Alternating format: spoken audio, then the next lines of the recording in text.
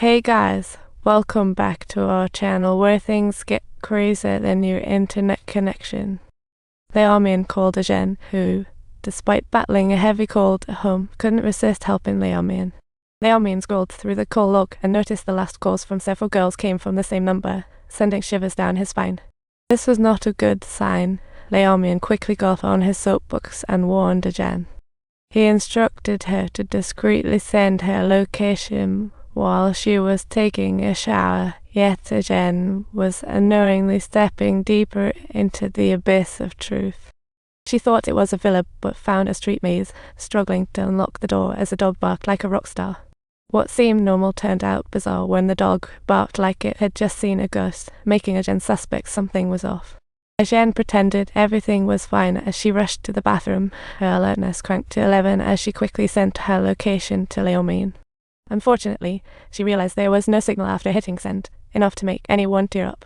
The iron rings and the eerie vibe around her made it feel like she had walked onto a horror movie set. Just when despair kicked in, she looked down and saw a scalp with blonde hair, making her heart freeze instantly. Thankfully, she covered her mouth just in time.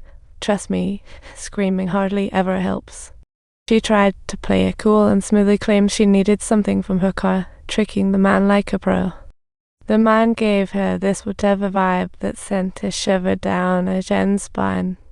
But when she reached the door, she found it was locked tight, sending her into complete hopelessness. Leomin had been trying to reach Azhen with no luck. She was tied up like a big dumpling. When the man came in, he brought a package, looked at himself in the mirror like he was some movie star, and tossed the bag beside Azhen. The bag was full of weird tools. Azhen looked at him in despair, thinking, this is definitely not a good sign. The man started casually picking out tools while Azhen's heart raced like it was auditioning for a horror movie. She quivered uncontrollably, while the man delighted in her fear, easily yanking out the cloth from her mouth. Tears streamed down her cheeks as she mentioned her daughter, hoping to appeal to his conscience, but it was clear he wasn't listening. The man clamped his hand back over Azhen's mouth and picked up a hammer and a steel spike, ready to start a DIY project. As she struggled, he nearly broke through the floor, and another terrifying thud echoed. In the chaos, she lost control and ended up smashing her own finger, making her want to laugh despite the pain. The man, frustrated, prepared to swing again, but noticed Azhen bleeding and realized things were getting serious. Suddenly the doorbell rang. The man's face twisted with impatience as he got dressed, looking like he was off to visit relatives. Outside, an elderly couple asked for the owner, but were shooed away like flies. The dog, however, greeted them like long-lost buddies. It was adorable. The man realized they were too familiar for comfort, and suddenly invited them into his cozy little nest. The old couple looked bewildered, while the man pulled out the hammer from his bag, intending to give them a warm welcome. He took off in the car, looking for a place to hide, but crashed into another vehicle at the intersection. Leomin, busy searching for Azhen, got caught in the crash and shouted angrily, "Insurance company, anyone?" The man felt guilty and tried to slip away, but Leomin was sharp and spotted the blood on him. She quickly pressed her window, attempting to catch his number, but the man slammed it into reverse and tried to escape. But as he backed up, he realized the path ahead was blocked. Leomin pressed him for his number and got a surprise. The man's true colors showed as he cursed at the car behind, and finally Leomin thought to call the cops. As the ringing continued, the man began to plot, while Leomin wore a calm look of confidence.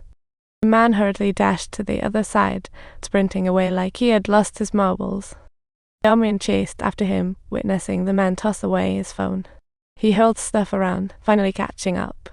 After a wild scuffle, the man was no match for her, and Leomin pinned him down, landing some fierce punches. Leomin continued until the man could no longer move, then paused, desperately asking for his motive, but he remained tight-lipped. Leomin dug out his wallet, confirming his identity, and prepared to haul him off to the station for more questioning. As she brought him to the car, she noticed someone eyeing her luxury vehicle.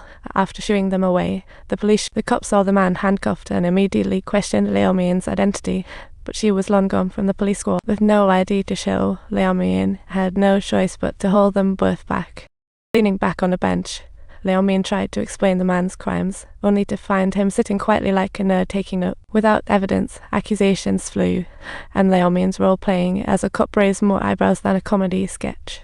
At her wit's end, Liao called her old buddies from the crime squad, and they rushed to rescue her like a buddy cop movie. They took the man to the station, while Liao anxiously thought about Azhen, turning the car upside down in the process.